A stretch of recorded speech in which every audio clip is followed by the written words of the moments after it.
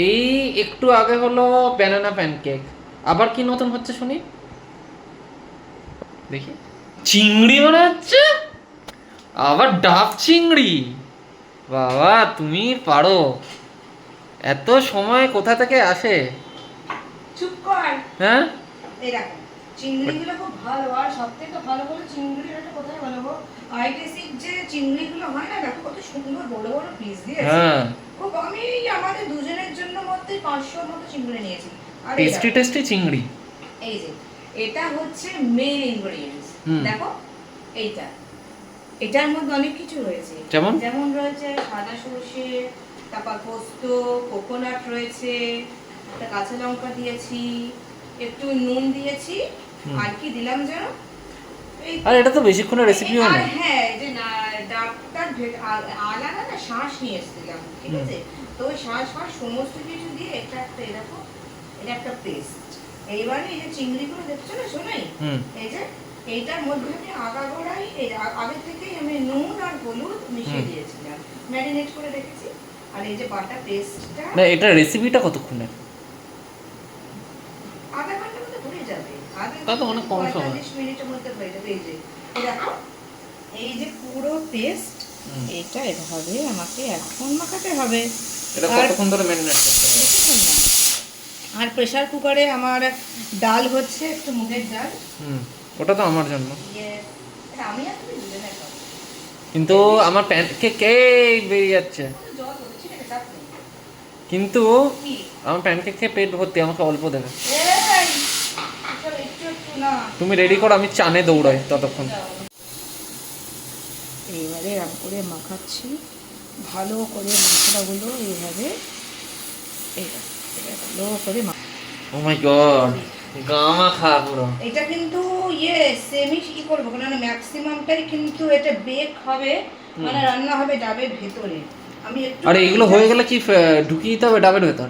Yes, ডাবের জলটা খেয়ে নি দাঁড়াও। এই খাস না, তাহলে তোকে তুমি দিয়েছিলাম তখন। এবার আমি কি চানে দিতে পারি? এবার আমি চানে দিতে পারি? খাবার যখন হয়ে যাবে তখন আমি ডাকিব, তো দয়া করে। আমি চান করার কথা বলছি। এই তো রেডি হচ্ছে। এখনো হয়নি, এখনো কোকোনাট। আরে তাড়াতাড়ি দাও, আমার খিদে পেয়ে গেছে। দাঁড়াও শোনা, এই যে এবারে এটা দিতে হবে, ডাবের জল। ইয়েস, ডাবের জল, এটা খেয়ে নাও। আর খেয়ে খাবো না। কোকোনাট মিল্ক, কাঁচিটা হয়ে গেল।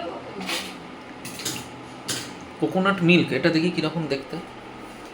কোকোনাট মিল্ক, সাদা মিল্ক, যেমন দুধ হয় এরকম। এমা বেরিয়ে গেছে, সাদা সাদা বেশ। নাইস।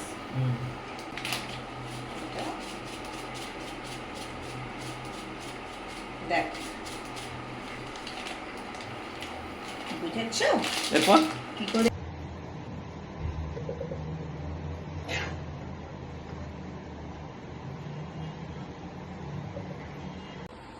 সো ফাইনালি এটা তো গাইস ডান। এবার এটাকে গ্যাসের ওপর জাস্ট চাপিয়ে দেবো। ভালো করে আমি কভার করে দিয়েছি, নিচে বেকিং পেপার দিয়ে, তার উপরে আটা, আরও আটা দিয়ে ভাবে লাগিয়ে, ব্যাস এই দেখো ডাব আনবক্সিং। এটা এতক্ষণ গ্যাসের ওপর চাপিয়েছিলাম, বুঝলে? এটা ডাব আনবক্সিং হচ্ছে তো।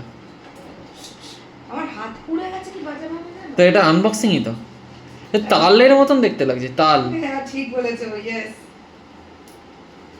ডাব নয়, তো তাল হয়ে গেছে। ও মাই গড, এই দেখো দেখি, এই খুলছি, ওকে, এই আনবক্স।